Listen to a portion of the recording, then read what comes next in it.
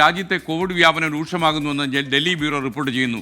Active കേസുകൾ ഇപ്പോൾ 6000 കടന്നു. കഴിഞ്ഞ ദിവസം രാജ്യത്ത് 6 കോവിഡ് മരണം റിപ്പോർട്ട് ചെയ്തു. ഇതിൽ 3 എണ്ണം കേരളത്തിലാണ്. കേരളത്തിലെ ആക്റ്റീവ് കേസുകൾ ഇപ്പോൾ 2000-ലേക്ക് അടുത്തു എന്നാണ് നമുക്ക് ലഭിക്കുന്ന വിവരം. അച്യുതൻ ഡൽഹിയിൽ നിന്ന് കൂടുതൽ വിവരങ്ങൾ നൽകും. Good morning Achuthan. ഈ കോവിഡ് അലോസരപ്പെടുത്തുന്നില്ലെങ്കിലും അതിൻ്റെ നമ്പർ കൂടുന്നത് ചെറിയൊരു ആശങ്ക ഉണ്ടാക്കുന്നു. ഗുഡ് മോർണിംഗ് എസ് കെ സൂചിപ്പിച്ചതുപോലെ തന്നെയാണ് ഈ കേസുകളുടെ വർധനവാണ് ഈ ആശങ്ക സൃഷ്ടിക്കുന്നത്. കഴിഞ്ഞ ഒരാഴ്ചയായിട്ട് കേസുകളുടെ വർധനവിൽ കാര്യമായ ഒരു വർധനവ് രേഖപ്പെടുത്തുന്നുണ്ട്.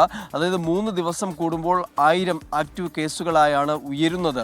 അത് ആശങ്കപ്പെടുത്തുന്ന ഒന്ന് തന്നെയാണ്. നിലവിൽ 6000 കടന്നിരിക്കുകയാണ്. ഇന്നലെ വരെയുള്ള കണക്ക് പ്രകാരം 6133 കോവിഡ് ആക്റ്റീവ് കേസുകളാണ് രാജ്യത്ത് ഉടനീളമുള്ളത്.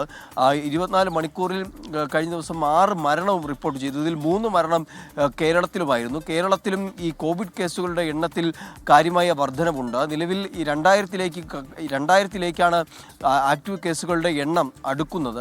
ഒപ്പം തന്നെ ഈ ഒറ്റ ദിവസം കൂടുതൽ കേസുകൾ റിപ്പോർട്ട് ചെയ്യുന്ന 2 സംസ്ഥാനങ്ങൾ, അതൊന്ന് കേരളവും മറ്റൊന്ന് ഗുജറാത്തുമാണ്. ഗുജറാത്തിലും കോവിഡ് കേസുകളുടെ കാര്യത്തിൽ ഒരു വർധനവ് രേഖപ്പെടുത്തിയിട്ടുണ്ട് എന്നതാണ്. പക്ഷേ ആരോഗ്യ മന്ത്രാലയം ഇതുമായി ബന്ധപ്പെട്ട് അറിയിക്കുന്നത് നിലവിലെ ഈ ഒരു കോവിഡ് വ്യാപന സാഹചര്യം അത് ആശങ്കപ്പെടുത്തുന്നതല്ല, അല്ലെങ്കിൽ അത്തരത്തിൽ ആശങ്കപ്പെടേണ്ട സാഹചര്യം നിലവിലില്ല.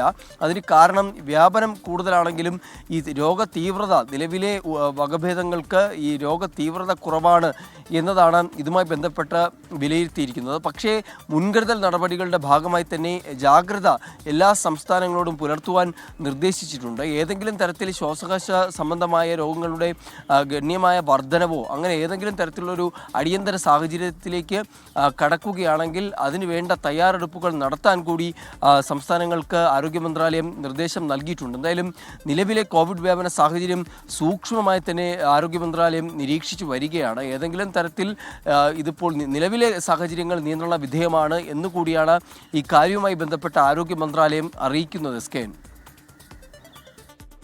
അച്യുതനാണ് വിവരങ്ങൾ നൽകിയത്.